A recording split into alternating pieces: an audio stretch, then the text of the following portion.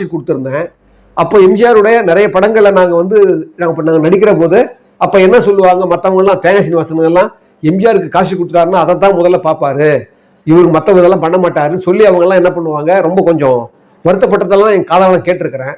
அந்த மாதிரி நிலைமையில ஊருக்கு உழைப்பவன்ல 4 நாள் நான் காட்சி கொடுத்துருக்குறேன். அவருக்கு டூயல் ரோல் அந்த படத்துல. அந்த டூயல் ரோல்ல மாஸ்க் வச்சு எடுக்கணும். ரொம்ப லேட்டாக அந்த 4 நாள் அதை சொன்ன மாதிரி முடியல. நானும் அந்த 4 நாள் முடிச்சு சென்னைக்கு போகணும். அங்க முக்கியமான ஷூட்டிங் இருக்கு. அதை எப்படி சொல்றதுன்னு எனக்கு தெரியல. ஏன்னா ஏற்கனவே தேங்காய் சீனிவாசன் எம்ஜிஆர் படத்துக்கு கொடுத்துட்டாருன்னா திருப்பி மற்றவங்களுக்கெல்லாம் கவனிக்க மாட்டாருன்னு எனக்கு தப்பாக பேர் இருக்குது.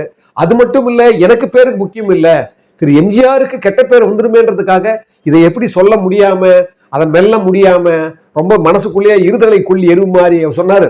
இன் பிட்வீன் டெவில் அண்ட் டீப் சீன்னு சொல்லுவாங்களே, அந்த மாதிரி நான் தவிக்கிறேன், என்ன பண்றதுன்னு தெரியல, அது எப்படி போய்